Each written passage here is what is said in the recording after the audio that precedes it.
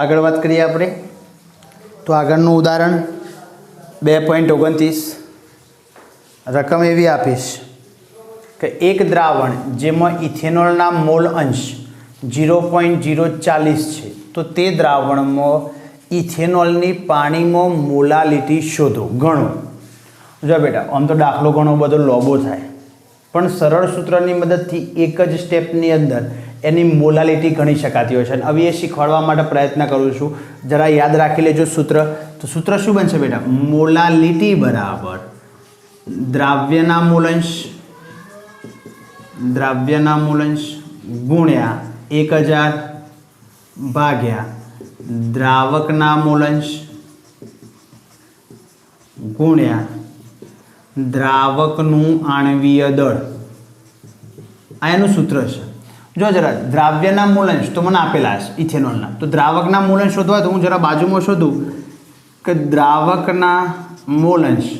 જો આપણે થિયરીમાં એક સૂત્ર ભણ્યા હતા બેટા, દ્રાવણનો કુલ મૂલાંશ કેટલો હોય? 1। તો એકમાં તમે દ્રાવ્યને પેલી બાજુ લઈ જાઓ તો એ દ્રાવકનો મૂલાંશ થઈ જાય, તો 1 માઇનસ દ્રાવ્યના મૂલાંશ, તો 1 માઇનસ દ્રાવ્યના મૂલાંશ। જરા શોર્ટમાં લખું છું, મારા સૂત્રમાં પેલી બાજુ જાય છે એટલે 1 માઇનસ 0.040 બરાબર 0.96। જો ખાલી સૂત્રમાં કિંમત જ મૂકવાની રહી। દ્રાવ્યના મૂલાંશ કેટલા મળે છે બેટા? 0.040 ગુણ્યા 1000 ભાગ્યા દ્રાવકના મૂલાંશ કેટલા મળ્યા મને? 0.96। અને દ્રાવક કોણ છે? પાણી। તો પાણીનું આણ્વીય દળ કેટલું થાય બેટા? 18। સાદુરૂપ આપી દઈએ 0.040 ગુણ્યા 1000 ભાગ્યા 0.96 ભાગ્યા 18 બરાબર 2.3148 મોલ અથવા તો કયો એકમ લખી શકાય બેટા? મોલ પર KG, mall KG inverse. Molality શોધી છે માટે બહુ સરળ દાખલો છે। બાકી તમે તમારી ગાઈડો અનુસાર ગણવા જશો તો દાખલો જટિલ અને સરળતાથી ખબર નહીં પડે। સરળ સૂત્રમાં ખાલી કિંમત મૂકવાની છે, તમારો જવાબ આવી જશે। આગળના દાખલાની રકમ આપણને આપી છે 12 ગ્રામ કાર્બન પરમાણુનું દળ ગ્રામમાં, કાર્બન 12 પરમાણુનું દળ ગ્રામમાં શોધો। જો બેટા થિયરી ચલાવતા મેં બે રીતના તમને આ વસ્તુ શીખવાડી હતી। તો કાર્બનનું ગ્રામમાં દળ, એક કાર્બનનું ગ્રામમાં દળ બરાબર આપણે શું લખ્યા હતા? પરમાણ્વીય દળ ભાગ્યા Na। આવું એક સૂત્ર મેં થિયરીમાં ચલાવતા શીખવાડ્યું। કાર્બનનું પરમાણ્વીય દળ મને ખબર છે કેટલું બેટા? 12 અને Na ની વેલ્યુ એ જ્ઞાત છે 6.022 ગુણ્યા 1023 ઘાત એટલે 12 ભાગ્યા 6.022 બરાબર 1.9926 1.9926 અને આ ઉપર જાય એટલે ગુણ્યા 10 - 23 ગ્રામ। જો કે આ વસ્તુ આપણે થિયરીમાં ભણાવી છે, બીજી રીતના એ શીખવાડી હતી, થિયરીના લેક્ચરમાં જોઈ લેવાની, કારણ કે બધી રીતો અહીંયા ગણાવતો નથી। આગળનું એક્ઝામ્પલ જોઈએ જરા, શું આપી છે રકમ? તો કુદરતી રીતે મળતા આર્ગોનનું મોલર દર નીચેના કોષ્ટકની માહિતી પરથી ગણો। જો બેટા આ તો આપણને 2-3 ઉદાહરણ આપણને આગળ આવી ગયું છે। વાસ્તવમાં મને શીખવાડ્યું હતું સરેરાશ પરમાણ્વીય દળ, તો એની અંદર શું કરતા હતા આપણે? Sigma ni upon sigma ni। એટલે તમારે શું કરવાનું? મોલર દર અને પ્રચુરતાનો ગુણાકાર કરે જવાનો। 3 મૂલ્યો છે અને આ 3 એનો સરવાળો કરશો એટલે કેટલું થઈ જશે બેટા? 100% થઈ જશે। તો આપણે જરા કરીએ કે ભાઈ સરેરાશ પરમાણ્વીય દળ બરાબર આપણે ગુણાકાર કરીએ 35.9675 ગુણ્યા 0.337 વત્તા બીજું પરમાણ્વીય દળ બીજા કૌંસમાં 37.96272 ગુણ્યા 0.063 વત્તા ત્રીજું પરમાણ્વીય દળ 39.9624 ગુણ્યા 99.60 એટલે 6 ભાગ્યા કુલ પ્રમાણ કેટલું આવશે બેટા? 100। જો થોડી ગણતરી મોટી થાય પણ દાખલો કેવો છે બેટા? સરળ જ છે। 35.9675 ગુણ્યા 0.337 આનો જવાબ મળે છે 12.121 વત્તા बीजा दाखलानो जवाब 37.9672 गुण्या 0.063 बराबर 2.391 वत्ता 39.9624 गुण्या 99.60 बराबर 3980.25 भाग्या 100 बराबर 3 सरवाळो कर लीए 2.391 वत्ता 12.121 बराबर अहींया जवाब मळे छे 3994.76 भाग्या 100 અને કરીને સાદરૂપ આપશો એટલે 2 પોઈન્ટ ખસેડી દો કેટલો જવાબ આવશે 39.94 યુનિફાઈડ માસ। આ તમારો શું બની જશે બેટા દાખલાનો જવાબ। આગળના એક્ઝામ્પલની રકમ જોઈએ જરા। તો 33માં આપણને 3 દાખલા ભેગા પૂછેલા છે। નીચેના દરેકમાં પરમાણુ સંખ્યા ગણો। અને જો આ જે દાખલા પૂછાય છે ને એ ત્રણેય વસ્તુઓ ફંડામેન્ટલ બેઝિક માહિતી પરથી પૂછાશે। तो अँ पहलू कहे भाई आर्गोन 52 मोल एम मारे परमाणु संख्या शोधवानी। जो आर्गोन ए निष्क्रिय तत्व है, निष्क्रिय तत्व होने कारण हमेशा एकांकी अणु स्वरूपे होय एटले डायमेरिक ट्रायमेरिक अणुनी कोई मारे विचार करवानो आवशे नहीं। तो अँ आपणे डायरेक्ट राशि मूकीए भाई 1 मोल होत तो एनी अंदर केटला होत बेटा 6.022 गुण्या 1023 परमाणु होत तो अँ मोल केटला आपे छे। जो आर्गोन 52 मोल तो 52 मोलनी अंदर केटला परमाणु होय बराबर 52 गुण्या 6.022 गुण्या 1023 सादरूप आपी दीए बराबर 313.144 गुण्या 1023 सांकेतिक भाषा में फेरवू तो 3.1314 गुण्या 10 केटला स्थान करशे 2 एटले 25 परमाणु पहला। चलो त्यारबाद हीलियमना 52 यूनिफाइड आवुं आप्युं छे। जो हीलियमनुं आणविक दर केटલું 4 यूनिफाइड तो 4 यूनिफाइड होत तो एनो मतलब एक हीलियमनो परमाणु थोत। तो अहीं आपणे केटला आप्या छे 52 यूनिफाइड होय तो एना केटला हीलियमना परमाणु तो 52 भाग्या 4 13। ओके जवाब केटलो आवशे 13 परमाणु। अब जो जरा हीलियमनु 52 ग्राम वजन अब 4 ग्राम वजन हो तो जो 52 ग्राम अपने पहला मोल शोधी नाखीए तो मोल बराबर वजन भाग्या आणवीय दळ। तो वजन केटલું આપ્યું છે આપણને 52 ग्राम અને हीलियमनु 4 એટલે 13 मोल મળશે। अब 1 मोल होत तो एनी अंदर केटला परमाणु होत बेटा 6.022 गुण्या 1023 तो 13 मोलनी अंदर केटला परमाणु होय तो 13 गुण्या 6.022 गुण्या 1023 बराबर 78.286 गुण्या 1023 और संख्या में फेरवी दऊँ तो 7.8286 गुण्या एक स्थान खर्च 1024 परमाणु एनी अंदर जोवा मळे। क्लियर।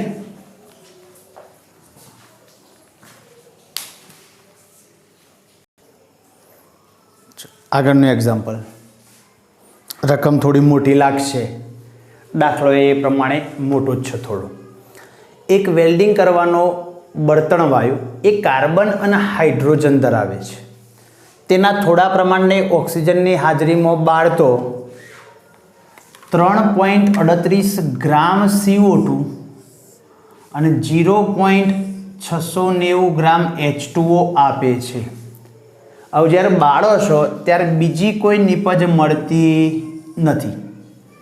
આ વેલ્ડિંગ વાયુનું જે 10 લિટર કદ ખરું STP એ શું કરે છે બેટા 11.6 ગ્રામ વજન ધરાવે છે। તો તેનું પ્રમાણ સૂચક સૂત્ર વાયુનું મોલર દળ અને आणवीय सूत्र शोधो। अब जो प्रमाण सूचक सूत्र शोधવું હોય तो આપણે આગળ ભણીને આવ્યા ભાઈ આપણે આગળ એવું ભણ્યા હતા ભાઈ પ્રમાણ સૂચક સૂત્ર શોધવા માટે તમારે કોઠો દોરવો પડે અને કોઠો ક્યારે દોરી શકો તો તમને જ્યારે એનું ટકાવાર પ્રમાણ જ્ઞાત હોય તો એનું ટકાવાર પ્રમાણ કેવું હોય બેટા? જ્ઞાત હોય તો અહીંયા પ્રમાણસૂચક સૂત્ર શોધવું છે આણવીય, તો એનો મતલબ પહેલો એવો થઈ ગયો ભાઈ મારા આ જે સંયોજન છે વાયુ એની અંદર કાર્બન કેટલા ટકા છે અને હાઇડ્રોજન કેટલા ટકા છે, પહેલું એ શોધી નાખવું પડશે. તેના માટે આપણે એક ઉપયોગ કરી શકીએ. જો દાખલો જરા મોટો થશે પણ જરા અહીંયા ધ્યાન રાખજો.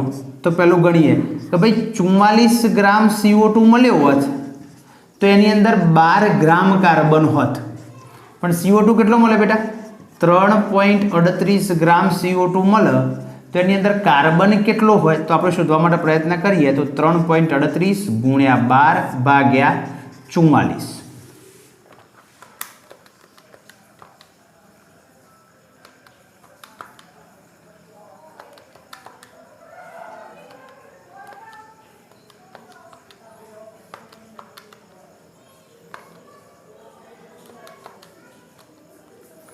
બરાબર 0.92 ગ્રામ કાર્બન હશે.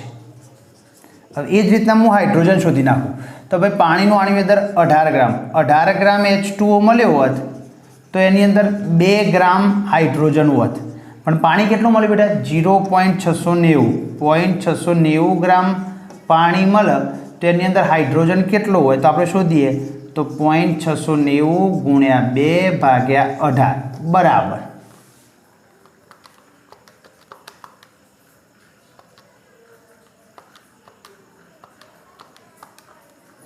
0.0766.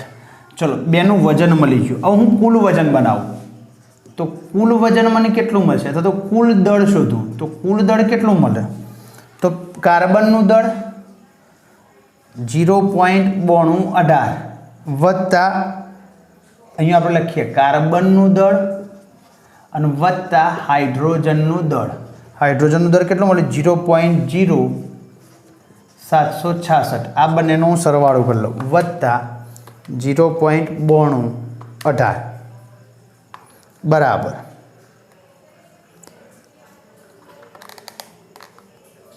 99.84. સોરી 0.9984. કેલ્ક્યુલેટરમાં કોઈક મુશ્કેલી થાય છે. ચલો ઓકે, કુલ દળ મળી ગયું તો હું કાર્બનના ટકા શોધું તો કાર્બનના ટકા બરાબર કાર્બનનું દળ ગુણ્યા 100 ભાગ્યા કુલ દળ. તો ચલો કાર્બનનું દળ કેટલું મળ્યું બેટા આપણને? 0.9218 ગુણ્યા 100 ભાગ્યા કુલ દળ કેટલું છે? 0.9984.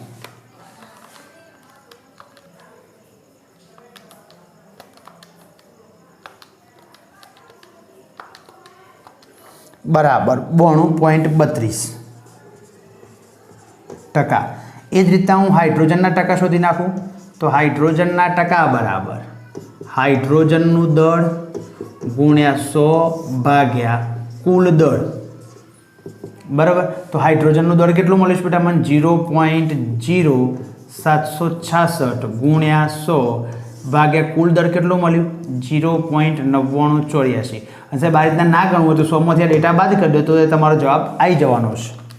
0.076 ગુણ્યા 100 ભાગ્યા 0.9984 બરાબર 7.61%. ચલો હવે ટકા મને મળી જાય તો ટકા પરથી પ્રમાણસૂચક સૂત્ર તો આપણે શોધતા શીખી જાય છે. તો આપણે હવે એના આગળ કેલ્ક્યુલેટ કરવા પ્રયત્ન કરીએ. ચલો આગળ વાત કરીએ તો આપણે ટકા શોધ્યા તો પેલું કોષ્ટક બનાવીએ પ્રમાણસૂચક સૂત્ર શોધવા માટે. તો તત્વની સંજ્ઞા બાજુમાં શું લખતા બેટા? તત્વના ટકા, બાજુમાં તત્વનું પરમાણવીય દળ. ચલો આટલી મૂકી દઈએ. પછી બે જ તત્વો છે કાર્બન અને હાઇડ્રોજન. કાર્બનના ટકા કેટલા મળ્યા? 92.32 અને હાઇડ્રોજનના 7.61. કાર્બનનું પરમાણ્વીય દળ 12 અને હાઇડ્રોજનનું 1. એના પર શું કરતા હતા બેટા આપણે? માહિતી હજી આગળ લઈ જવાની છે. એના પછી આપણે શું લખતા હતા? ટકા ભાગ્યા પરમાણ્વીય દળ. તો ટકા ભાગ્યા પરમાણ્વીય દળ કરું તો ટકા 92.32 ભાગ્યા 12 બરાબર 0.00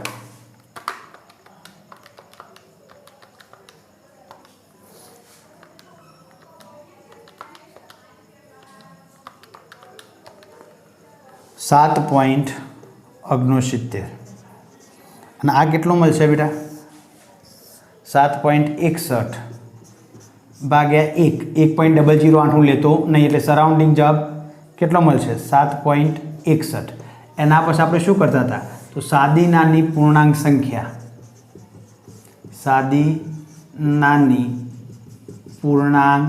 સંખ્યા તો એ કઈ રીતના શોધતા હતા આ બંનેમાં નાનું મૂલ્ય હોય એના વડે ભાગતા હતા તો 7.69 ભાગ્યા 7.61 સરાઉન્ડિંગ જવાબ કેટલો આવશે બેટા 1 અને એ જ રીતના અહીંયા 7.61 ભાગ્યા 7.61 સરાઉન્ડિંગ જવાબ કેટલો આવશે 1 જ.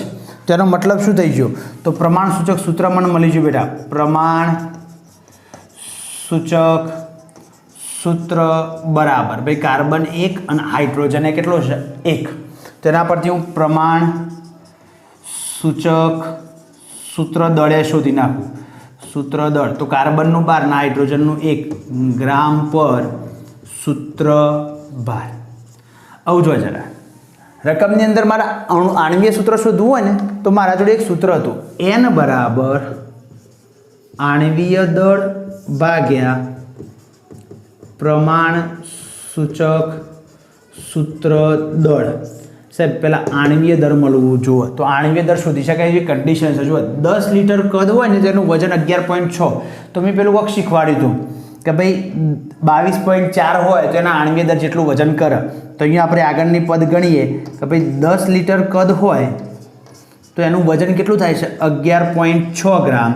તો 22.4 લીટર આમ તો 22.7 લેવાય પણ આપણે યુઝ્યુઅલી કેટલું લઈએ છીએ બેટા 22.7 લેવાય પણ 22.4 લઈએ છીએ એટલે 22.4 ગુણ્યા 11.6 ભાગ્યા 10 બરાબર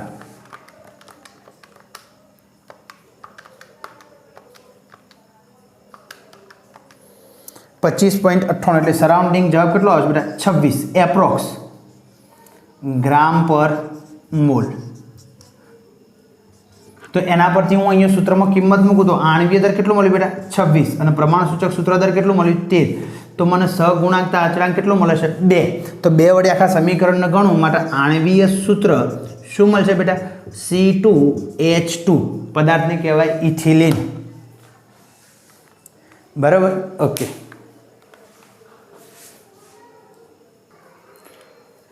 આગળનું એક્ઝામ્પલ રકમ એવી આપી છે કે કેલ્શિયમ કાર્બોનેટ જલીય HCl સાથે પ્રક્રિયા કરી નીચે પ્રમાણે CaCl2 અને CO2 નિપજ આપે છે. પ્રક્રિયાનું સમીકરણ આપ્યું છે CaCO3 solid plus twice HCl gives CaCl2 વત્તા CO2 વત્તા H2O. તો 0.25 ml 0.75 મોલર HCl સાથે સંપૂર્ણ પ્રક્રિયા કરવા માટે કેલ્શિયમ કાર્બોનેટનું કેટલું દળ જોઈએ.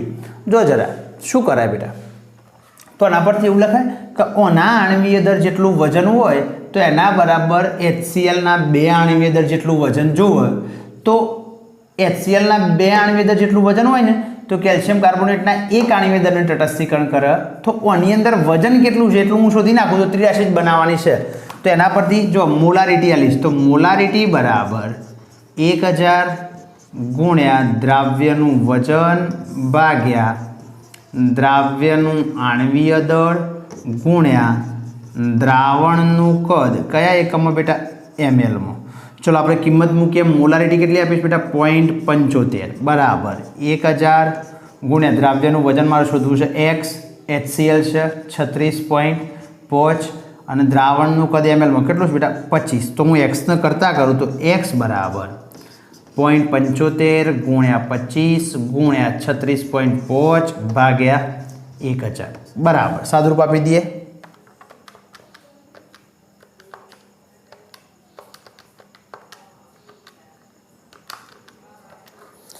બરાબર 0.684 ગ્રામ HCl છે. આવું જો જરા આવું અહીંયાથી બહુ મહત્વનું છે. આવું સમીકરણ થાય સમીકરણ લખું CaCO3 વત્તા ટ્વાઇસ HCl gives CaCl2 વત્તા CO2 વત્તા H2O. સમીકરણ બેલેન્સ જ છે. તો CaCO3નો આણ્વીય દર શોધી નાખું તો 40 કેલ્શિયમ કાર્બન 12 40 કેલ્શિયમ કાર્બન 12 અને પેલું 16 × 3 = 48 બરાબર 100 ગ્રામ આ શું કરું છું બેટા? આણવીય દર લખું છું. આ કુલ વજન લખું છું. HClનું 1નું 36.5 તો 2નું 73 ગ્રામ. હવે જો હું ડાયરેક્ટ અનાપત્રી રાશિ બનાવું કે ભાઈ 73 ગ્રામ HCl હોય તો 100 ગ્રામ કેલ્શિયમ કાર્બોનેટ સાથે પ્રક્રિયા કરે તો આટલો HCl કેટલા સાથે પ્રક્રિયા કરે? તો અહીંયા જરા 73 ગ્રામ HCl હોય તો 100 ગ્રામ CaCO3 સાથે પ્રક્રિયા કરે તો આ કેટલો છે બેટા? HCl 0.684 ગ્રામ HCl હોય તો કેટલા સાથે પ્રક્રિયા કરે? સાદરૂપ આપીએ તો 0.684 ગુણ્યા 100 ભાગ્યા 73.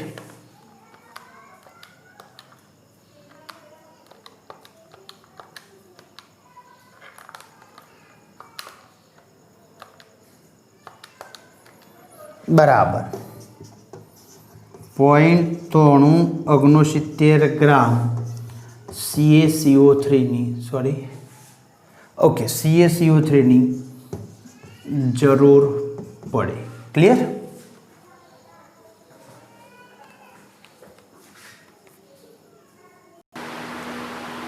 આગળના એક્ઝામ્પલની વાત કરીએ. એના પહેલાં કેટલીક માહિતી. જો બેટા, છેલ્લા 3 દાખલા એ IMP કહી શકાય. કદાચ આ 3માંથી એકાદ દાખલો તમારી એક્ઝામ આજે ફર્સ્ટ યુનિટ ટેસ્ટ કરો એની અંદર હોઈ પણ શકે. બરાબર? જો રકમ જોઈએ, પ્રયોગશાળામાં મેંગેનીઝ ડાયોક્સાઇડ MnO2ની જલીય HCl સાથે પ્રક્રિયા કરી નીચે મુજબ ક્લોરીન બનાવવામાં આવે છે. પ્રક્રિયાનું સમીકરણ આપ્યું છે.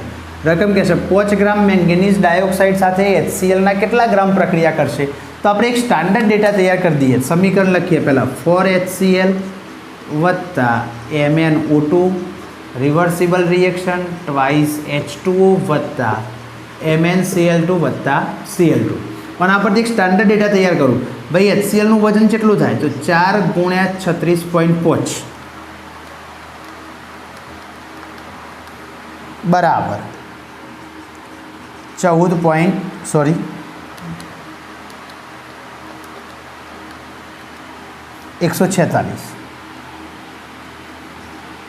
ગ્રામ. એ જ રીતના મેંગેનીઝનો તો એક જ મોલ છે તો એ 87 ગ્રામ પર મોલ. પણ અહીંયા હું મોલ નહીં લખતો, અહીંયા હું વજન કેલ્ક્યુલેટ કરી રહ્યો છું. તો આવું શું થશે બેટા? આવું ડેટા બનાવવાનો આવ્યો. કોનું શોધવાનું છે બેટા? HClના કેટલા ગ્રામ સાથે પ્રક્રિયા કરશે? તો અહીંયા એવું લખાય 87 ગ્રામ MnO2 હોય તો 146 ગ્રામ સાથે પ્રક્રિયા કરે. 87 ગ્રામ MnO2 હોય તો એ 146 ગ્રામ HCl સાથે પ્રક્રિયા કરે. તો આગળની પરિસ્થિતિ. હવે MnO2 કેટલો આપીશ રકમ? 5 ગ્રામ. તો 5 ગ્રામ MnO2 હોય તો એ કેટલા સાથે પ્રક્રિયા કરશે? બરાબર સાદુરૂપ આપીએ તો 5 ગુણ્યા 146 ભાગ્યા 87 બરાબર 5 ગુણ્યા 146 ભાગ્યા 87 8.39 ગ્રામ એટલે સરાઉન્ડિંગ 8.40 ગ્રામ વજન લખી શકાય. જો બેટા, તો અહીંયા લગભગ આપણે પહેલા ચેપ્ટરના સ્વાધ્યાયના બધા જ મોટા ભાગના દાખલા જે ક્વેરી પડી એવા હતા. ખાલી આપણે કયા નહીં લીધા? તો અર્થસૂચક સંખ્યાઓ અને પેલા એકમોવાળા જે સરળ દાખલા હતા એટલા દાખલા આપણે લીધા નથી. એના સિવાય લગભગ બધા જ દાખલા અને થિયરીની અંદર આપણે શું નહીં લીધું? તો થિયરીમાં જે NCERT અભ્યાસક્રમ કાપ્યો છે એનો અનુરૂપ આપણા શિક્ષણ બોર્ડ જે પ્રમાણે અભ્યાસક્રમ કાપે તો એટલો આપણે ચલાવ્યો નથી. બરાબર? એના સિવાયનું આખું જ ચેપ્ટર આપણે YouTube પર અપલોડ કર્યું છે. કોઈ ટૉપિક તમારે જોવાનો બાકી રહી ગયો હોય તો જોઈ લેવાનો. ઓકે.